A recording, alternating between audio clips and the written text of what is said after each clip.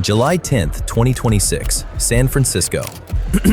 Apple's lawyers walk into federal court carrying 41 pages. But according to those pages, Apple's real problem was never a document. It was an employee walking out the front door. Apple alleges OpenAI didn't simply recruit its engineers. It coached them on how to leave without triggering security. According to Apple, an escape plan. It claims candidates were told to bring confidential knowledge to interviews, and sometimes actual Apple hardware. And here is the part that makes no sense. Apple is accusing OpenAI in federal court, while ChatGPT is still answering questions inside Siri.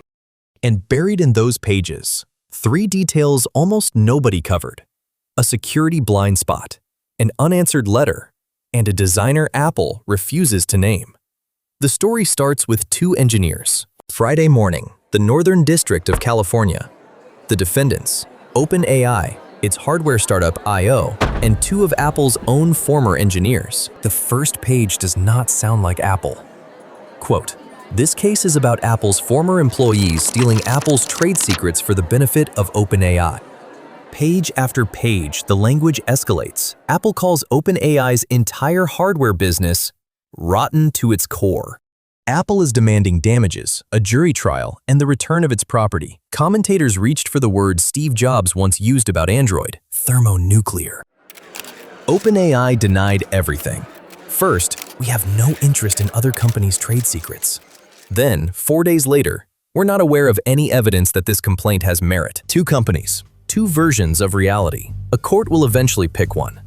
But strip away the lawyers, and the whole case rests on 2 names. And what Apple claims those 2 men did reads like a heist film. Name 1. Chung Lu, 8 years at Apple, senior systems electrical engineer. In January 2026, he left for OpenAI. Apple says he kept something on the way out: his company laptop.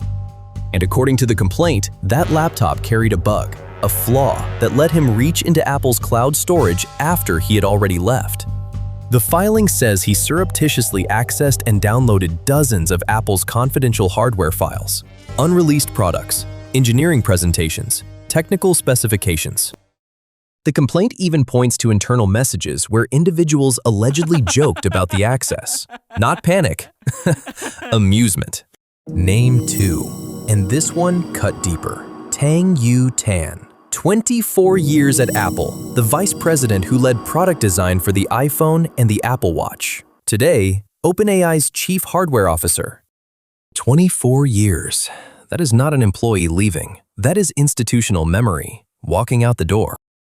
Apple claims Tan used Apple's own internal code names to draw secrets out of candidates and ask them to bring actual parts, batteries, logic boards, for what the complaint describes as show and tell. Then the detail that opened this video, a document nicknamed Need to Know, allegedly used to teach recruits how to slip past Apple's exit security. Here is the mechanism. Resign from Apple and admit you are joining a competitor, and you get the dreaded walkout. Escorted off campus. Access killed that hour. But say nothing about where you are going. And you serve a standard 2-week notice. 2 more weeks inside the building. 2 more weeks of access to everything. Apple's security had a blind spot built on trust. Apple claims OpenAI turned that blind spot into a doorway. OpenAI insists none of it has merit. And the migration was not 2 people. More than 400 former Apple employees now work at OpenAI. Which raises the question that unlocks this whole story. OpenAI makes software. ChatGPT is an app. Why would it need 400 hardware people? The answer walked out of Apple years earlier: Johnny Ive. The designer behind the iMac, the iPod, and the iPhone itself. In 2023, Johnny quietly began working with Sam Altman. Together with Tang Tan, he co-founded a hardware startup called I.O. In May 2025, OpenAI bought I.O. outright. Johnny now leads OpenAI's device work. The man who designed the iPhone is designing the thing meant to replace it, and Apple's lawyers stepped around him. And through all of it, the partnership never blinked. ChatGPT kept answering inside Siri, while I.O. built in silence. Which tells you Apple is not really suing over stolen files. Stolen files are evidence. Apple is suing over what those files are for. In April, OpenAI's chief financial officer, Sarah Fryer, said the company plans to unveil its first hardware toward the end of 2026. That is this year. Analyst Ming-Chi Kuo goes further. He believes OpenAI is developing a smartphone for around 2028, built not on apps, but on AI agents. That difference is the entire war. Your iPhone is a vending machine of apps. You do the tapping, the searching, the switching. An agent device flips it. You state the outcome, book it, buy it, summarize it, and the machine operates the software for you. The home screen, the app store, the 30% cut, all of it becomes invisible plumbing. And that is why Apple's panic is about people, not files. An AI model can be replicated by rivals in months, but knowing how to cool a chip inside a sealed slab of glass, how to make a battery survive a full day, that judgment takes decades to build. It lives inside engineers. Apple's real moat was never the software. You cannot download it, you can only hire it. And Apple alleges that is exactly what OpenAI did 400 times. So here is my question for you. Does that kind of knowledge belong to the company that trained it, or to the person who carries it? Tell me below, because the strangest part of this entire story is what Apple did 5 months before it sued. 5 months of silence. And through it all, the partnership kept running, in front of 1 billion users.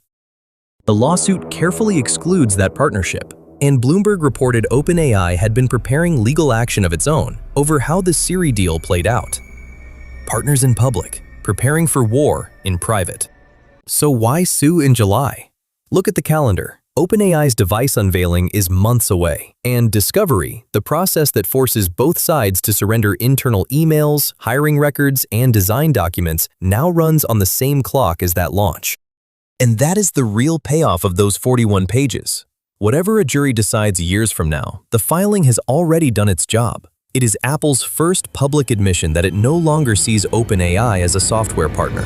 It sees a hardware rival, aimed directly at the iPhone. Jobs promised thermonuclear war on Android once. Nobody stopped that shift either. Every technology era ends the same way. The company that built the old platform spends its final years defending it, while someone else builds the next one. The Walkman had its decade. The BlackBerry had its empire. The iPhone has ruled for nearly 2 decades. None of them saw the ending coming. Apple may win this case. It may reclaim its files and slow a rival's product, but no lawsuit has ever stopped a platform shift. On July 10th, Apple walked into court believing it was filing a lawsuit. History may remember it as something else. The opening battle of the post-iPhone era. If you want the real stories behind the biggest companies on Earth, you are in the right place. And the story of how this same OpenAI walked out of its own marriage with Microsoft, and somehow Microsoft still won, is on your screen right now.